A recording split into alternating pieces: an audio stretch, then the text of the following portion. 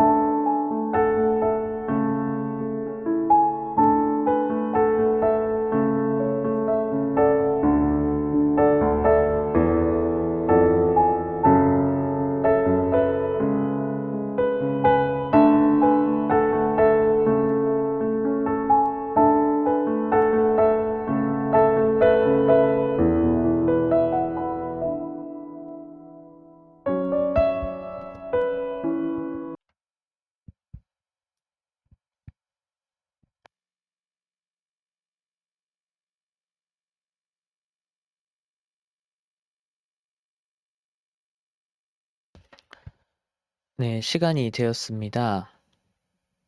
다 같이 찬송가 10장으로 예배를 시작하겠습니다.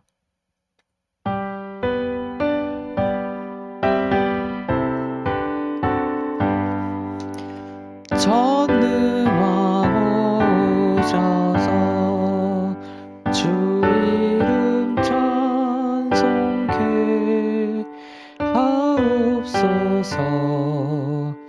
영광과 권능의 성부여 오셔서 우리를 다스려 주옵소서.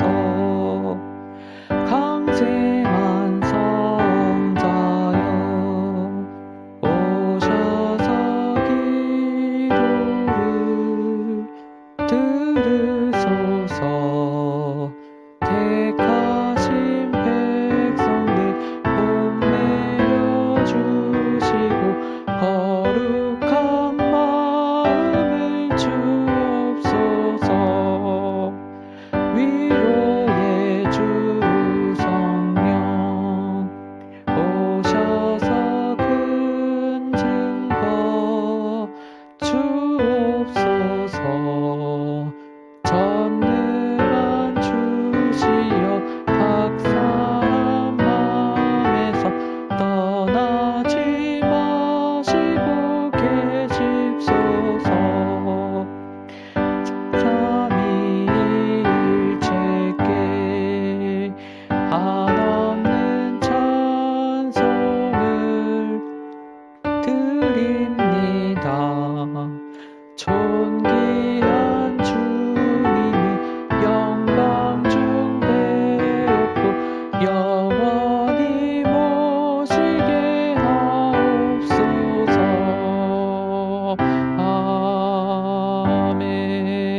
아멘. 할렐루야. 여호와는 나의 능력과 찬송이시요 또 나의 구원이 되셨도다.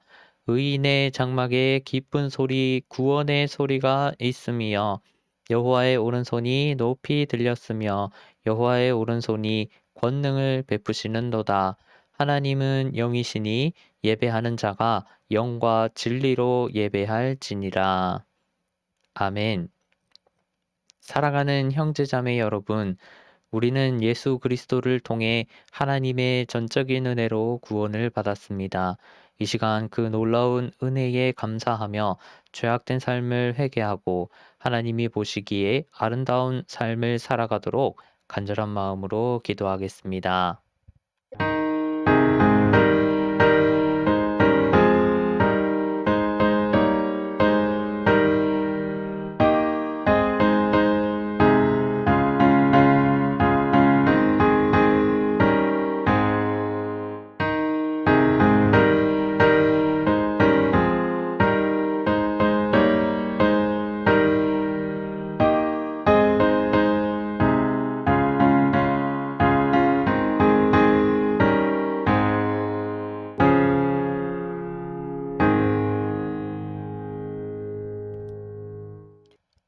그러므로 우리는 긍휼하심을 받고 때를 따라 돕는 은혜를 얻기 위하여 은혜의 보좌 앞에 담대히 나아갈지니라.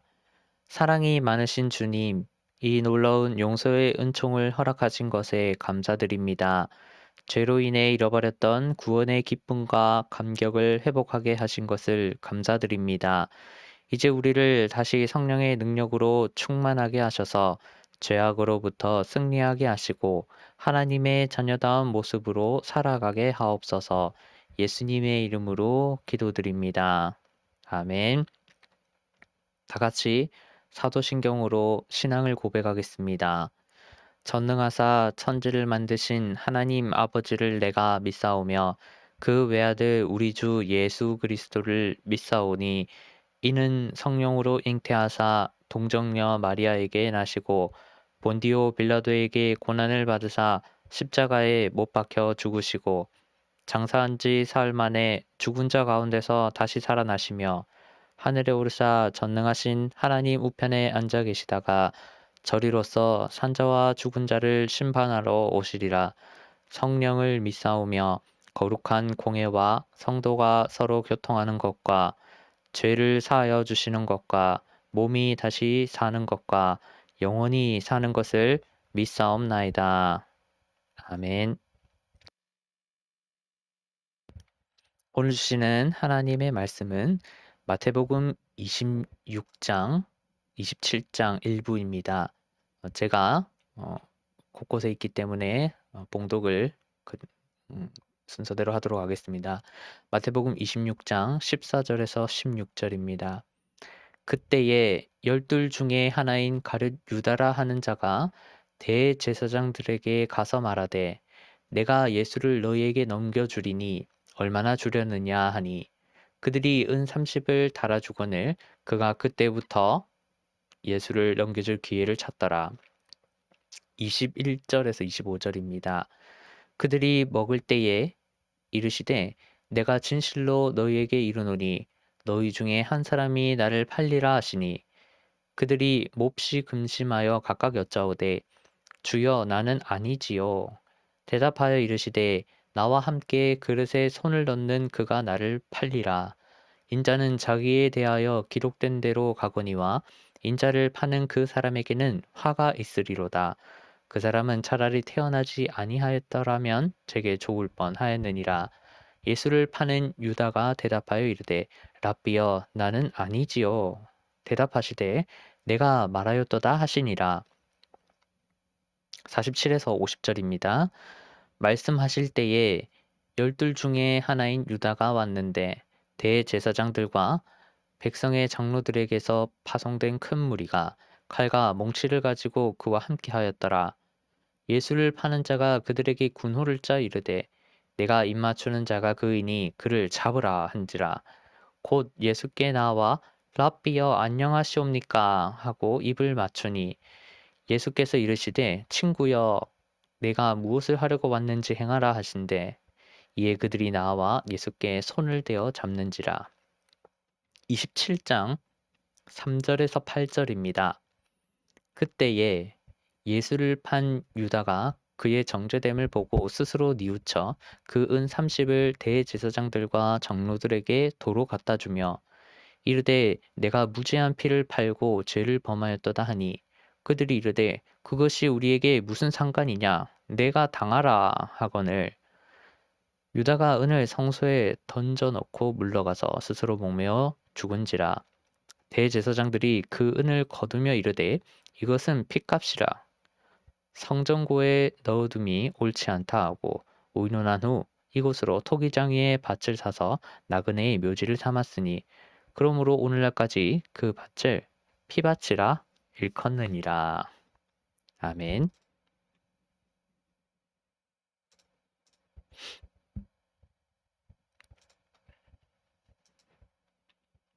마태복음 26장 27장은 예수님의 제자였던 가룟 유다에게 상당한 관심을 가집니다.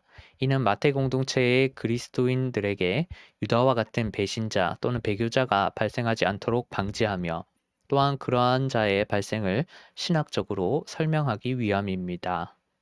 마태복음은 유다가 그리스도인이 아니라고 선언하며 예수님을 팔아넘기는 유다와 유다에게 지속적으로 회개할 기회를 주는 예수님을 대조합니다.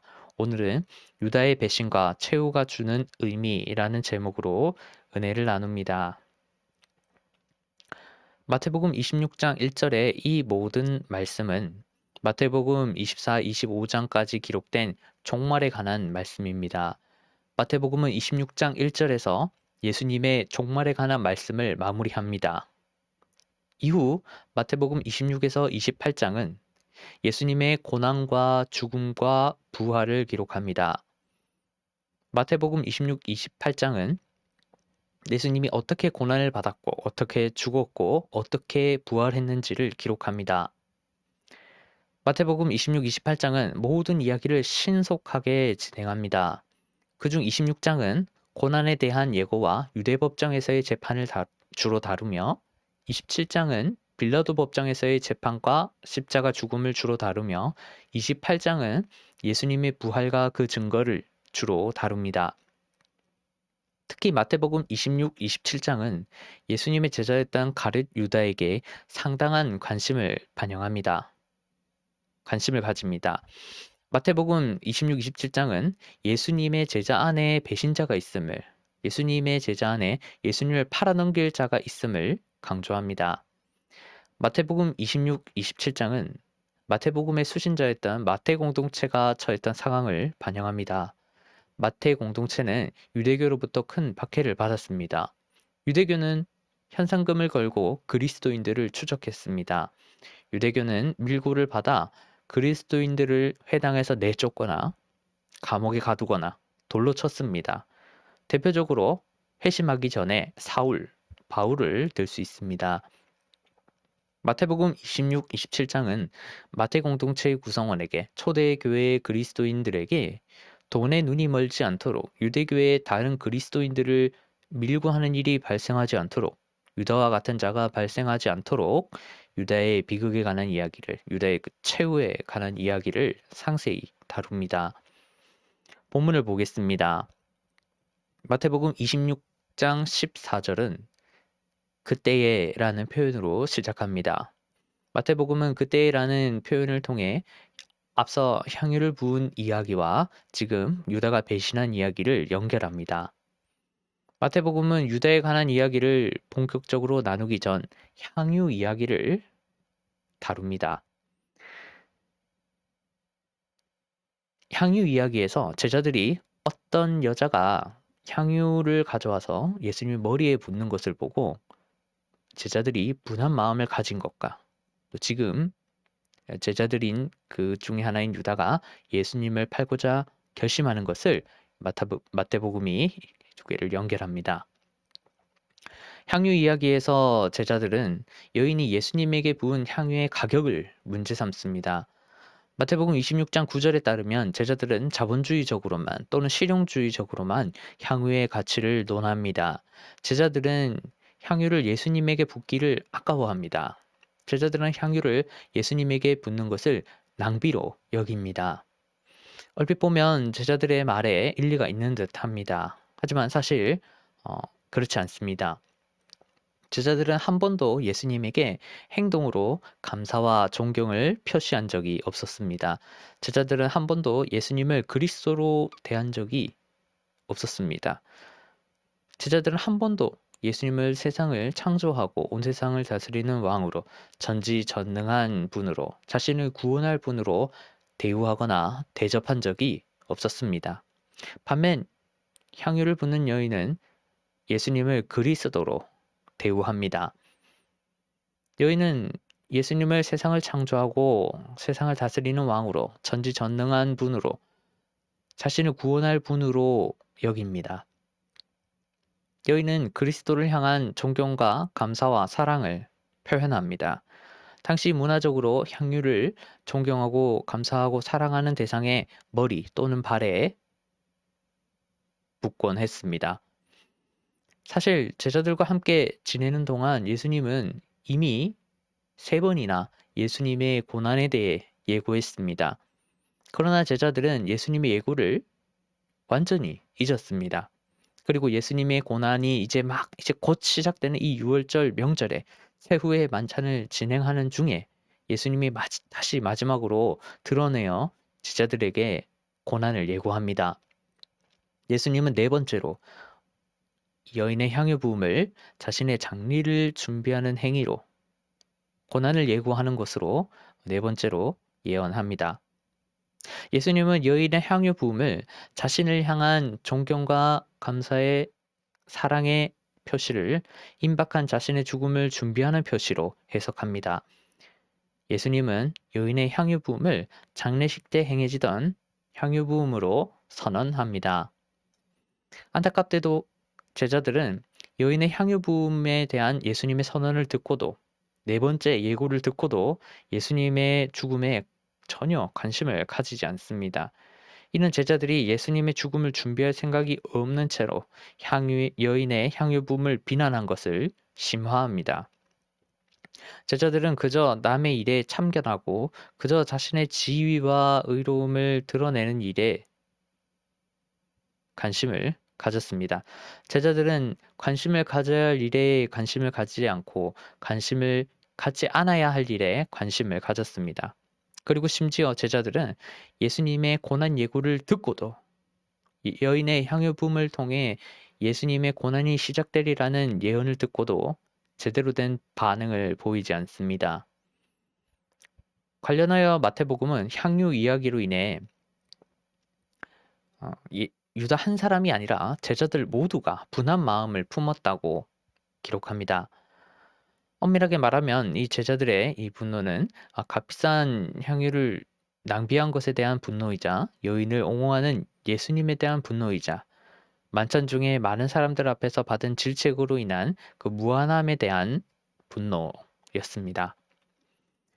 마태복음은 유다의 배신에 대한 복선을 향유 이야기에 깔아놓습니다. 마태복음은 유다뿐 아니라 모든 제자들이 예수님을 배신할 수 있음을 예고합니다. 모두 아시다시피 곧 베드로가 예수님을 부인하게 됩니다. 마태복음 향유 이야기를 통해 제자들이 예수님을 향해 품었던 생각을 솔직하게 드러냅니다. 마태복음은 곧 일어날 엄청난 사건을 앞에 두고도 예수님이 십자가에서 모든 인간의 대속물이 될 사건을 앞두고 향유를 부어도 된다는 예수님의 말씀을 깨닫지 못하는 그 제자들의 무지와 무관심과 이중성을 드러냅니다.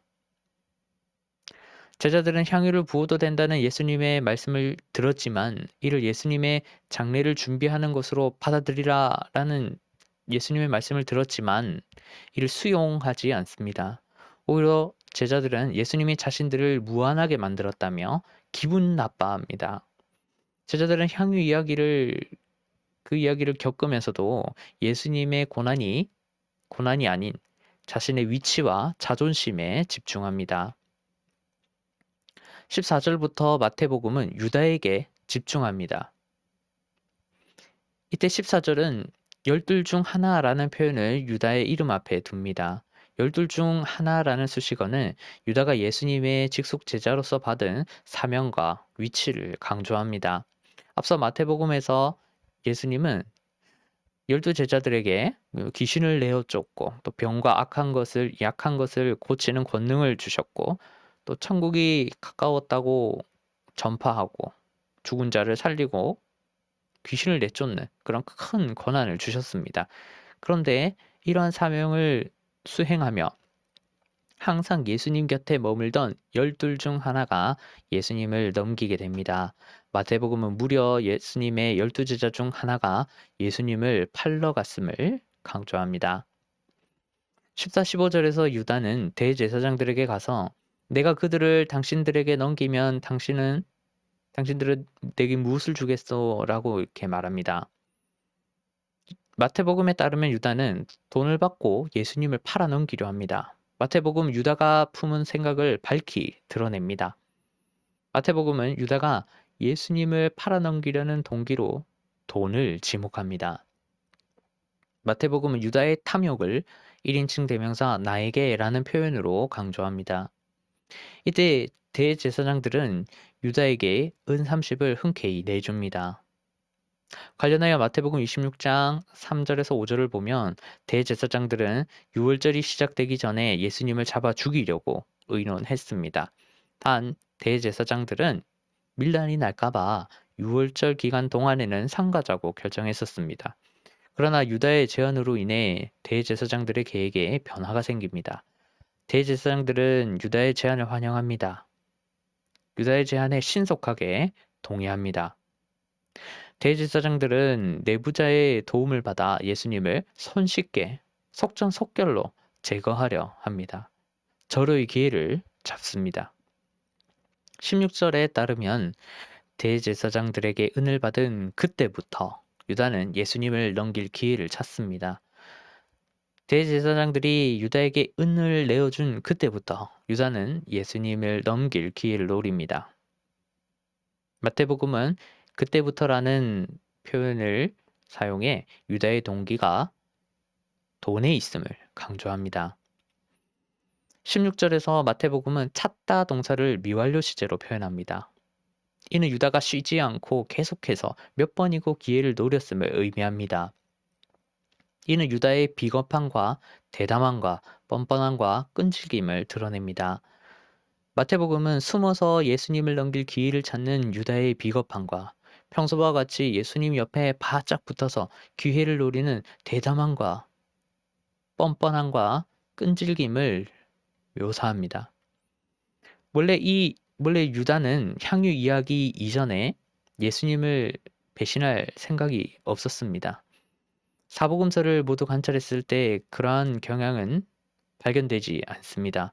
오직 14절에 그때에 라는 표현과 16절에 그때부터 라는 표현을 시작으로 유다의 배신이 급속히 진행됩니다. 즉 향유 이야기에서의 그 질책과 은 30을 받음으로 인해 유다는 자신의 감정과 자신의 이익을 위해 예수님을 팔게 됩니다.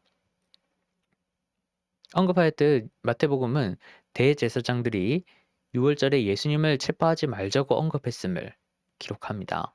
그런데 유다의 개입으로 인해 대제사장들에게 나름의 원칙과 계획을 변경할 수 있는 그 가능성이 열립니다. 16절이 증언하듯 앞으로 유다는 예수님을 명절 기간 중에 체포할 수 있을 만큼 당장 체포할 수 있을 만큼 매우 적극적으로 기회를 노릴 겁니다. 그리고 유다는 그것을 성취할 겁니다. 그렇게 유다는 대제사장들보다도 지독한 인물로 예수님의 죽음에 적극적으로 관여하는 배신자로 성경에 등장하는 최악의 빌런 중 하나로 등극할 겁니다. 마태복음 26장 21에서 25절까지 예수님을 넘기기 위해 최선을 다하던 유다가 만찬에 참여합니다. 유다는 여전히 예수님을 넘길 기회를 호시탐탐 노립니다. 유다는 다른 제자들과 함께 아무렇지 않은 듯 만찬에 참여합니다. 만찬 중에 예수님은 다시 예수님의 고난을 예고합니다. 예수님은 반복해서 고난을 예고합니다. 예수님은 너희들 중 하나가 나를 넘길 것이다 라고 21절에서 말합니다.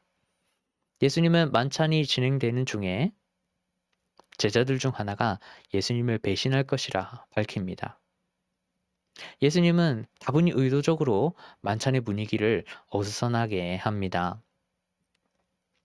이때 제자들은 예수님의 예언을 듣고 매우 놀랍니다. 그들은 놀라서 매우 근심합니다. 단 이는 예수님의 죽음을 두고 보일 만한 적절한 반응이 아닙니다. 이는 저는 아니지요 주님이라는 문구를 통해서 알 수 있습니다. 해당 문구는 강한 부정의문 접두사로 시작합니다. 제자들의 되물음은 예수님에게 부정적인 대답을 요구합니다. 제자들은 예수님에게 나는 아니지요 라고 자신의 발언에 동의를 구합니다. 제자들은 그저 나는 아닙니다. 나는 그렇게 되지 않을 거예요. 다른 사람이 예수님을 팔아 넘길 거예요. 제가 의심스러워요 라고 말합니다. 만찬 장소는 아수라장으로 바뀝니다. 제자들은 수군거리고 다툽니다. 제자들은 서로를 의심하며 아웅다웅합니다. 그렇습니다. 여전히 제자들은 예수님의 고난과 죽음에 대해 관심을 두지 않습니다. 제자들은 예수님이 스스로 죽을 것을 명백히 선언하는 지금 이 순간에도 심지어 예수님이 팔려가는 일이 제자 중에 하나로 인해 이루어질 것이라고 예언하는 순간에도 예수님의 죽음을 걱정하거나 슬퍼하지 않습니다. 제자들은 그저 나는 예수님의 죽음과 무관할 것이다. 예수님의 죽음에 대해 아무런 책임이 없을 것이다. 라고 말할 뿐입니다. 제자들은 그저 자신은 배신하지 않을 것이라는 주장에 열을 올립니다. 예수님의 아픔과 고통에 동참할 생각은 전혀 없습니다. 이후 23, 24절에서 예수님은 넣다라는 동사를 단순 과거 분사로 표현합니다. 예수님은 작은 목소리로 이제 곧 자신과 함께 그릇에 손을 넣을 자를 용의자로 지목합니다. 그리고 유다가 예수님을 뒤이어 조용히 그릇에 손을 넣습니다. 그리고 다른 제자들은 그저 스스로를 변론하고 다른 사람을 의심합니다. 그렇게 놀라고 아웅다웅거리는 다른 제자들의 모습과 예수님과 함께 조용히 그릇에 손을 넣는, 조용히 자신의 할 일을 행하는 유다의 모습이 묘사됩니다. 이어 24절에서 예수님은 자신의 죽음에 대해서 다시 정확하게 설명합니다. 26장 24절의 인자라는 표현은 예수님이 스스로에게 적용한 유일한 호칭입니다. 예수님은 인자라는 표현을 통해 자신이 성육신했음을 드러냅니다. 인자라는 단어는 신만 가질 수 있는 신성과 또 인간만 가질 수 있는 인성을 동시에 가진 자를 표현합니다. 예수님은 자신이 완전한 신이자 완전한 인간임을, 성자 하나님임을, 신이 인간의 몸을 덧입었으며 장차 죽음에서 부활하여 하늘에 계시다가 이 땅에 재림하여 심판을 행할 분임을 이 단어를 통해 드러냅니다. 관련하여 예수님은 인자라는 단어와 함께 마태복음 26장 2절과 24절을 연결하며 유다의 배반을, 정확하게 말하면 예수님을 팔게 될 누군가의 행동을 하나님의 계획으로 선언합니다. 예수님은 반복적으로 유다의 배신을 예언하며 유다의 배신을 지극히 크신 하나님의 계획 아래로 편입합니다. 예수님은 창세부터 예언된 대로 흘러가는 역사의 흐름을, 그리스도의 죽음을, 유다의 배신을 예고합니다. 여기서 잠깐 만찬장소를 좀 더 구체적으로 떠올려야 합니다. 만찬에 참여하여 예수님을 마주한 채 예수님의 예언이자 선언을 듣는 유다의 모습을 떠올려야 합니다. 유다는 자신의 내면을 들여다보는 예수님 앞에서 자신의 미래를 말하는 예수님을 마주하면서 어떤 생각이 들었을까요? 유다는 지금이라도 속내를 털어놓아야 할지 고민했을까요? 아니면 유다는 이런 긴장된 상황 속에서 예수님이 자신을 범인으로 지목할까봐 최소한 좀 두렵지는 않았을까요? 유다는 도대체 이때 무슨 생각을 했을까요? 정답은 26장 25절에 나옵니다. 유다는 예수님이 자신의 배신을 예언함에도 예수님께 맞섭니다. 유다는 예수님을 랍비라고 부릅니다. 예수님을 랍비라고 부르는 것은 다른 제자들이 주님이라고 부르는 것과 대조됩니다. 랍비라는 표현은 주로 서기관들이 예수님에게 사용했습니다. 즉, 유다는 서기관들처럼 예수님을 하대합니다. 유다는 예수님을 그리스도로 대하지 않습니다. 평범한 인간으로만 부릅니다. 게다가 유다는 예수님에게 나는 아니지요 라고 비아냥거립니다. 유다는 예수님에게 빈정거리며 예수님을 놀립니다. 마태복음은 유다의 발언을 통해 유다의 성격을 구체적으로 드러냅니다. 마태복음은 돈에 대한 욕심, 마음을 숨기고 예수님 곁에서 기회를 노리는 간사함뿐만 아니라 그리스도를 라합비로 하대하는 어리석음, 자신에게 반성할 기회를 주는 의인을 향한 모렴치와 뻔뻔함을 드러냅니다. 이후 25절에서 예수님이 대답합니다. 예수님의 이 대답은 단순하면서도 명료합니다. 예수님은 이 대답을 통해 유다의 잘못을 지적하며 유다에게 다시 기회를 줍니다. 예수님은 유다에게 내가 말했다 라고 대답합니다. 이 대답은 유다가 한 말을 그대로 받는 표현입니다. 예수님은 유다의 나는 아니다, 메티 에고 에이미 중 나는 맞다를 의미하는 에고 에이미를 받는 표현을 사용합니다. 유다는 시치미를 떼며 자신이 예수님을 팔아넘기는 자가 아니라고 말하지만 예수님은 내가 말했다 라는 표현을 사용해 내가 스스로 나는 맞다 라고 말했다 라고 선언합니다. 여러분 보십시오. 예수님은 이 짧은 순간에 두 번이나 배신자를 예고하되 두 번이나 배신자에게 기회를 줍니다. 예수님은 유다의 실체를 지속적으로 폭로하지 않습니다. 예수님은 완곡한 표현으로 유다를 지적할 뿐입니다. 예수님 유다가 배신자임을 밝히 드러내지 않습니다. 예수님과 유다의 대화는 유다의 빌런스러움을 보여주는 동시에 끝까지 유다가 돌아오기를 기다리시는 예수님의 인내와 기대를 드러내기도 합니다.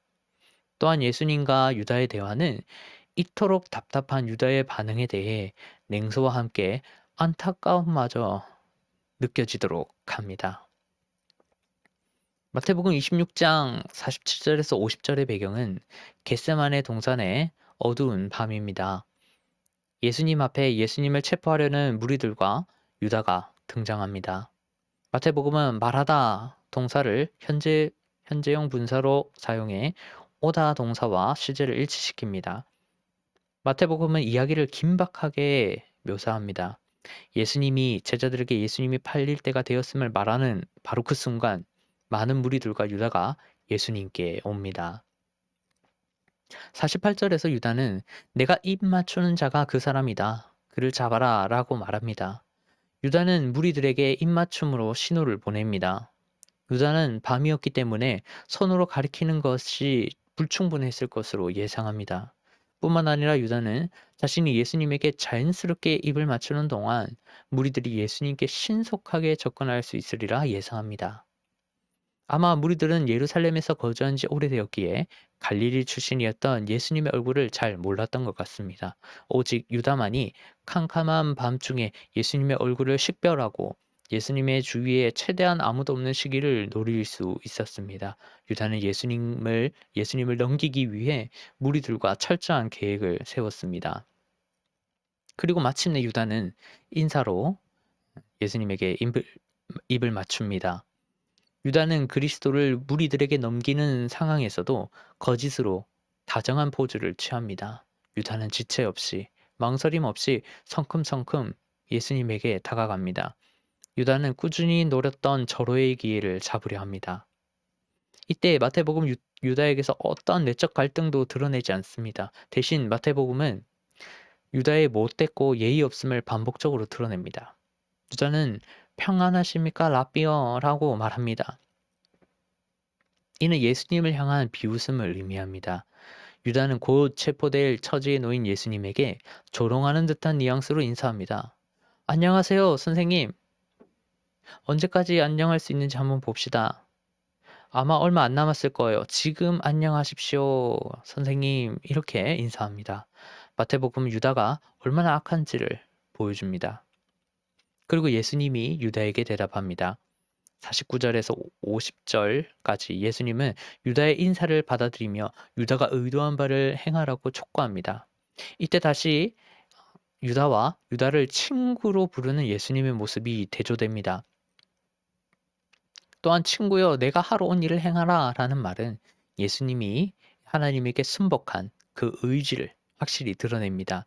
예수님은 자신의 체포를 촉구하며 허락합니다. 예수님은 유다의 입맞춤이 하나님의 십자가 계획의 시작임을 선언합니다. 그리고 예수님 이 말씀 후에 비로소 무리들이 예수님을 체포합니다. 마지막으로 마태복음은 다른 복음서들과 달리 유다의 죽음을 상세히 기록합니다. 27장 3절은 유다의 자살 이야기를 그때로 시작합니다. 마태복음은 유다가 자신의 행위를 후회하고 자살하는 근거로 예수님이 빌라도에게 넘겨지는 상황을 지목합니다. 마태복음은 예수님이 재판정에서 잡혀 죽게 된 상황을 유다의 자살 이야기의 시발점으로 다룹니다. 마태복음 27장 3절은 살펴보다 라는 단어를 사용합니다. 이는 유다가 예수님이 체포된 후 정죄받는 과정을 세밀히 살펴봤음을 알려줍니다. 이미 예수님이 수많은 예언을 통해서 자신이 유다를 통해 팔릴 것이라 간접적으로 선언하셨는데도 유다는 일이 그렇게 진행되리라고 생각하지 않았던 것 같습니다. 아마 유다는 예수님이 스스로 그리스도임을 부인하고 목숨을 연명할 것으로 예상했던 것 같습니다. 관련하여 유다가 자살한 이야기 바로 앞에 베드로가 예수님을 부인한 후 잘못을 깨닫고 통곡하는 이야기가 나옵니다. 두 이야기의 연속적인 배치는 두 제자의 운명을 유다와 베드로의 운명을 대조합니다. 마태복음 27장 3절에 따르면 유다는 자신의 행동을 뉘우칩니다. 단 마태복음은 유다의 뉘우침을 설명함에 있어 메타멜로이라는 동사를 사용합니다. 메타멜로이는 한 방향의 어떤 마음에서 다른 방향의 마음으로 바뀜, 단순한 어떤 심적인 변화 자체, 그냥 변한 것 그 자체만을 의미합니다. 즉 마태복음은 유다의 뉘우침을 회개가 아닌 어떤 단순한 심적 변화로 설명합니다. 유다는 예수님을 배반하여 넘긴 것에 대해 뭔가 심적으로 변합니다. 다만 유다의 뉘우침은 핵심이 빠져 있습니다. 유다는 진정한 회개를 제외한 어떤 다른 방향으로 심적 변화를 맞습니다. 마태복음에서 유다는 예수님을 그리스도로 인정하는 어떠한 심적 변화도 드러내지 않습니다. 예를 들어서 유다는 베드로처럼 베드로가 3번이나 예수님을 부인할 것이라는 그 예언을 듣고 울었던 것처럼 그리스도의 예언을 그리스도로서 행하신 예언을 떠올려야 했습니다. 유다는 자신이 예수님을 팔아넘길 것이라고 여러 번 예언한 그리스도의 예언을 기억할 수 있었습니다. 특히 유다는 며칠 전 최후의 만찬에서 자신이 예수님을 팔아넘길 것이라고 예언하는 그 예수님의 모습을 똑똑히 기억할 수 있었습니다. 그러나 유다는 예수님을 그리스도로 인정하는 어떠한 심적 변화도 드러내지 않습니다. 관련하여 마태복음 27장 3절에서 유다는 대제사장들에게 받은 은30을 도로 돌려주면서 내가 죄 없는 피를 넘김으로 죄를 범했소라고 말합니다.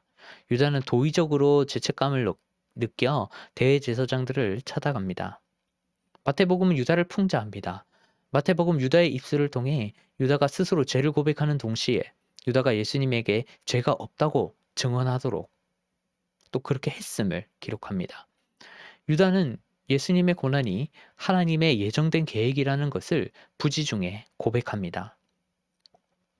한편으로 유다는 은30을 돌려줌을 통해 대제사장들에게 죄를 전가시키려 했습니다. 그러나 유다의 계획이 틀어집니다. 대제사장들은 만만치 않습니다. 대제사장들은 유다의 제안을 거절합니다.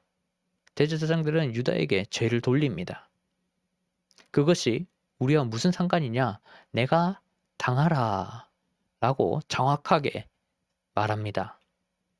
마태복음은 대제사장들의 입으로 예수님에게 죄가 없음을 반복적으로 강조합니다. 마태복음은 대제사장들 스스로 죄 없는 자를 부당하게 넘겨주었음을 시인하게 만듭니다. 그것을 기록합니다. 대제사장들은 예수님의 죄 없음을 알고 있었습니다. 그렇게 유다와 대제사장들은 협력자의 관계에서 서로에게 죄를 떠넘기는 대립자의 관계로 바뀝니다. 마태복음 27장 5절에 따르면 유다는 마땅한 선택지가 없었습니다. 유다는 은을 성소에 던지고 되돌아가서 스스로 목을 맵니다. 유다는 도의적인 차원에서 자살합니다. 관련하여 마태복음은 유다가 던진 돈을 복수 형태에는 아르기리아로 표현합니다. 이 표현은 은 30개가 모조리 흩어질 정도로 아주 과격하게 던지는 돈을 성소 바닥에 내팽개친 극도로 감정을 추스리지 못하는 극도로 흥분한 유다를 드러냅니다. 그렇게 유다의 최후가 마무리됩니다. 이후 마태복음은 대제사장들에게 관심을 돌립니다. 대제사장들은 유다가 던지고 간 여기저기 흩어져 있는 은30을 보며 그것을 어떻게 처리해야 할까 고민합니다. 그리고 그 돈을 여호와의 전에 둘 수 없다고 고백합니다. 유다를 매몰차게 쫓아내며 유다를 자살로 모른 대제사장들은 스스로의 입으로 유다가 내팽개친 돈을 피값이라 부릅니다. 대제사장들은 그 돈으로 유다와 예수님의 피를 샀음을 고백합니다. 대제사장들은 유다를 죽인 불의한 행동을 했으며 얼마 후 예수님을 죽이는 불의한 행동을 할 것이라 스스로 고백합니다. 마태복음은 또다시 대제사장들이 스스로 잘못을 시인하게 합니다. 핏값을 성전 금고에 넣는 것이 불가능하다라고 말하는 모습은 자신들이 살인자임을 유다와 예수님을 죽음으로 내몰음을 강하게 풍자합니다. 말씀을 맺겠습니다. 유다 이야기는 몇 가지 포인트를 지닙니다. 첫째로 유다는 그리스도인이 아닙니다. 유다의 배신은 별것 아닌 데에서 시작됩니다. 유다는 향유 이야기의 무한함에서 비롯된 분노를 참지 못하고 돈에 대한 욕심으로 인해 그 분노를 증폭하고 결국 예수님을 팔아넘깁니다. 그 과정에서 유다는 온갖 사악한 발언과 모습을 서슴지 않습니다. 그리고 예수님을 죽인 것으로 말미암는 어떤 복합적인 감정을 억누르지 못해 비극적인 최후를 선택합니다. 핵심적으로 유다는 그리스도를 배신했다고 하는 그런 모습, 또는 마음을 드러내 보이지 않습니다. 회개하지 않습니다. 유다는 그저 인간적인 차원에서, 도의적인 차원에서 예수님에게 죄책감을 느낍니다. 둘째, 예수님은 기회를 많이 주시는 분입니다. 예수님은 향유 이야기 이후부터 유다의 행위를 매번 지적하면서도 매번 유다에게 기회를 줍니다. 회개할 기회를 줍니다. 이에 못된 유다와 선한 예수님이 지속적으로 대조됩니다. 마태복음은 이러한 인물의 특징을 다양한 상황에서 지적하며 예수님의 유다를 향한 인내와 기대를 강조합니다.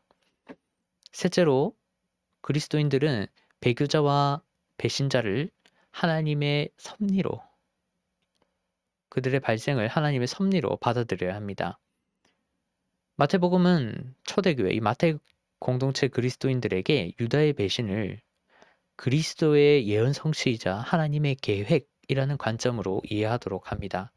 마태복음에 따르면 유다의 배신은 예수님의 주도권 아래에서 진행되며 태초부터 예정된 하나님의 섭리 아래에 있습니다. 유다 이야기는 초대 그리스도인 중 유다의 최후를 떠올리는 누군가에게는 배신을 하지 못하게 만들고, 초대 교회 그리스도인 중 자신을 배신할 자에 관한 예수님의 예언을 떠올리는 누군가에게 배신자와 배도자의 발생마저도 하나님의 섭리 안에 있음을 인정하게 만듭니다. 마태복음은 유다 이야기를 통해 배신자와 배교자의 발생에 우리가 순순히 그냥 받아들여야 할 부분이 있음을 알려줍니다. 그래서 오늘은 잠시 이렇게 기도했으면 합니다. 꾸준히 예수님만 따르게 하소서. 예수님의 인내와 기회 주심에 감사하게 하소서. 유도와 같은 자를 만나더라도 내가 하나님의 섭리 안에서 받아들여야 함을 고백하게 하소서라고 시간 잠시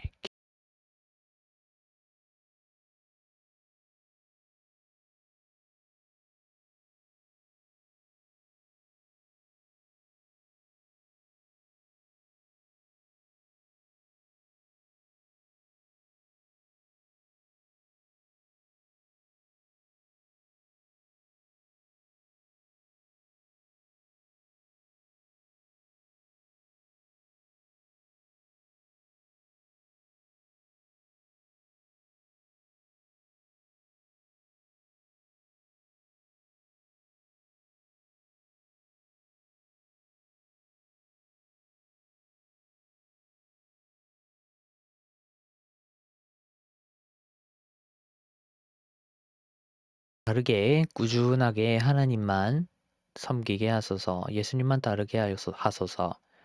또한 예수님의 인내와 기회 주심에, 그 많은 크신 인내와 기회 주심에 감사하게 하소서.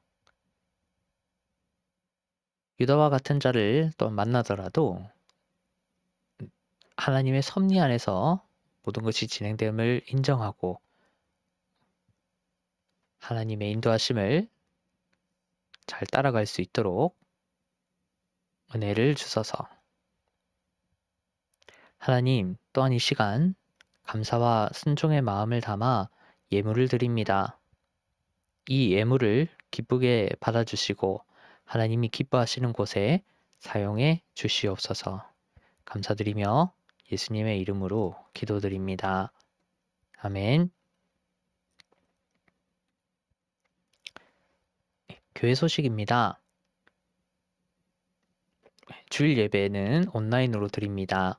또 URL을 또 방법은 주보를 참고해 주시기를 바랍니다. 또 방송 화질입니다. FHD 화질로 또 보실 수 있도록 그렇게 정리를 해 놓았습니다. 카카오 TV 어플을 하시고 또 늘 들어오시는 대로 들어오셔서 카톡으로 들어오셔서 그냥 FHD로 설정을 하시면 자동으로 카카오 TV 어플로 넘어가게 됩니다. 그리고 바른 성경 안내입니다. 한 번 더 안내를 드립니다. 개역 개정 성경을 기본 성경책으로 인정하되 오래된 문장과 또 앞으로 향후 또 오랫동안 이게 그대로 쓰여질 것이기 때문에 다른 것도 봐야 할 필요가 있습니다. 그래서 바른 성경이 독서용 기본 성경책으로 이것을 추천합니다. 헌금 안내 주보를 참고하시기 바라고, 또 교회원 가입 및 신앙 관련 문의사항은 카카오톡 채널을 이용해 주시기를 바랍니다. 네, 다 같이 찬송가 29장으로 예배를 마치겠습니다.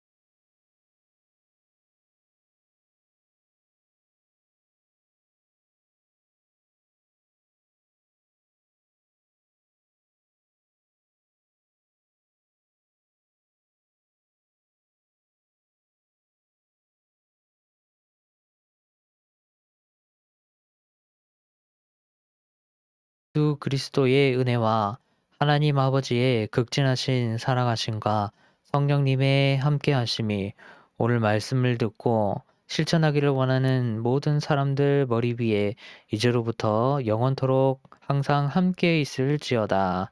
아멘.